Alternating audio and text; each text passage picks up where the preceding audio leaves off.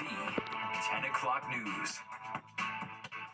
As New Yorkers and Americans remember the deadly terror attacks that forever changed our lives and the world as we know it on September 11th, 2001, calls are growing louder to force the city to release its report on those toxins that filled the air in Lower Manhattan 23 years ago. Now, the city is reluctant to release reports, apparently worried about legal liability. All right, but as Fox 5 Sharon, members of City Council say the reports need to be made public now for the victims, their families, and survivors, many of whom are suffering from 9/11 related illnesses. And that day, it will stay with me forever, not just in the moment of the day, but the men we lost. Former FDNY Lieutenant Michael O'Connell was a first responder 23 years ago on 9/11. He had to retire because of a 9/11 related illness, and he now fights for federal dollars to help others who are also getting sick. The toxinogens that were coming out of that dust cloud. We slept down there, we worked down there, we were breathing, crying, bleeding in that rubble for 8 months. I'd love to know what was in the... Some New York City lawmakers want to know, too. Thursday, City Council member Gail Brewer plans to introduce a resolution she hopes will finally force the city to turn over 9/11 air quality records. It says to the Department of Investigation of the City of New York, within 2 years, you must get back to us with all of the information about the memos, information, what did the City of New York know about the toxic air of 9/11. This battle for transparency has been decades long and continued through multiple administrations. So far, City Hall has been reluctant to release the information because it might spark a Pandora's box of new lawsuits. City Hall's spokesperson telling Fox 5, quote, as a former first responder who worked the site at Ground Zero, Mayor Adams is unwavering in his support of the 9/11 victims, first responders, families, and survivors. We will review the legislation. They want to know what the city knew and why they're not telling us.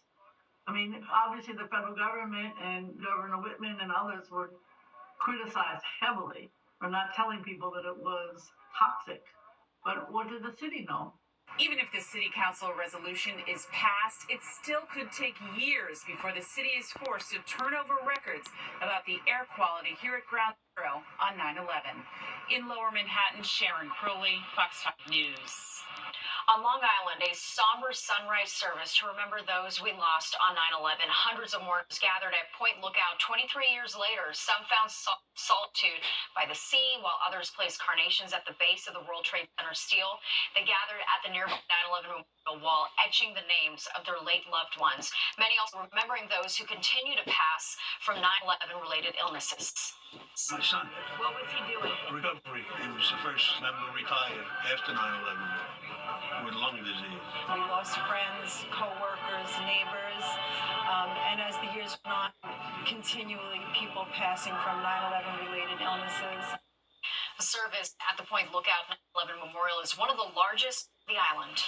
Governor Hochul, one of many dignitaries who took part in the ceremony at Ground Zero this morning. Tonight, she spoke at the Staten Island 9/11 ceremony. The governor signing new legislation today in support of 9/11 victims. She also announced the fallen Staten Island Port Authority officer Anthony Bavaro will receive previously denied death benefit.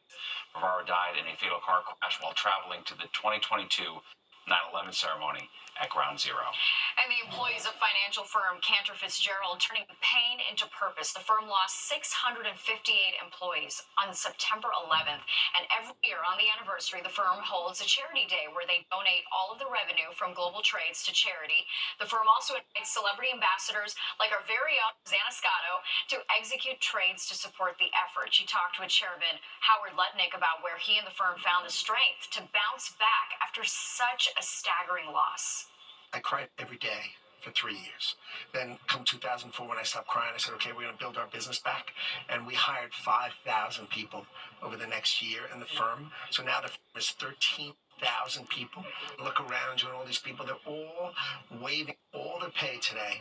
And they're just working their tails off. And my clients just pour the business in, and we're giving it all the way to charity.